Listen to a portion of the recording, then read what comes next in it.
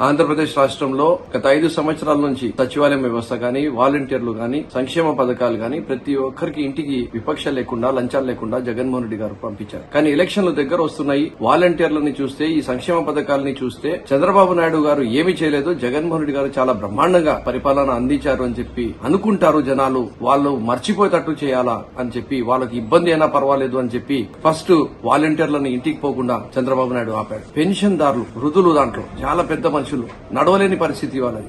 అయినా వాళ్లకు కూడా పెన్షన్ మాత్రం ఇంటికి తీసుకుని వెళ్లి ఇయ్యకూడదు వాలంటీర్ల ద్వారా అని చెప్పి మళ్లీ అది కూడా ఆపిచ్చేశాడు. ఈ రోజు చూస్తే వైఎస్ఆర్ చేయూత ఉండని, రైతు ఇన్పుట్ సబ్సిడీ ఉండని, ఆసరా ఉండని, జగనన్న విద్యా దీవెన ఉండని, ఇవన్నీ స్కీమ్స్ కి సంబంధించిన డబ్బులు కూడా విడుదల చేపియాలని చెప్పి జగన్మోహన్ రెడ్డి గారు చంద్రబాబు నాయుడు ఆపింటే కోర్టుకు వెళ్లి ఆ నిధుల్ని విడుదల చేయాలని చెప్పి ఆర్డర్ తీసుకుని వస్తే దానిని కూడా ఈ రోజు ఎలక్షన్ కమిషన్ కి ఫిర్యాదు చేసి ఆపేయడం జరిగిందంటే ఎంత దుర్మార్గంగా చంద్రబాబు నాయుడు వ్యవహరిస్తున్నాడనేది మనమందరం అర్థం చేసుకోవాల్సిన అవసరం ఉంది.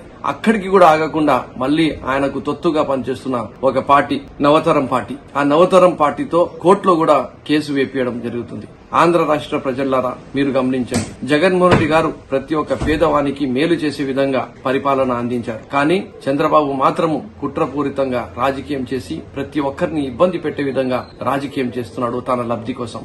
చాలా మంది చెప్తుంటారు పెద్ద మనుషులు, నువ్వు మంచిది చేయకపోయినా చెడు మాత్రం చేయొద్దు అని చెప్పి. చంద్రబాబు నాయుడు మంచిదే మాత్రం చెయ్యడు గాని చెడు మాత్రం ఈ రోజు విద్యార్థులకి, మహిళలకు, రైతులకు, వృద్ధులకు ప్రతి ఒక్కరికి కూడా ఈ రోజు చేసి చూపిస్తున్నాడు. కాబట్టి మనమందరం కలిసి కట్టుగా జగన్మోహన్ రెడ్డి గారి వైపు నిలబడాలా. ఎందుకంటే మన గురించి జగన్మోహన్ రెడ్డి గారు యుద్ధం చేస్తున్నాడు ఈ చంద్రబాబు నాయుడు పైన. కాబట్టి మనమందరం కూడా కలిసి కట్టుగా వచ్చి జగన్మోహన్ రెడ్డి గారిని కాపాడుకోవాలి, ఆయనని బలపరచాలి. మే 13th ఫ్యాన్ గుర్తుపైన ఓటు వేసి ఈ చంద్రబాబు నాయుడుకి రాజకీయ సమాధి కట్టాల్సిన అవసరం ఉంది అని చెప్పి మీకందరికీ తెలియజేసుకుంటున్నా.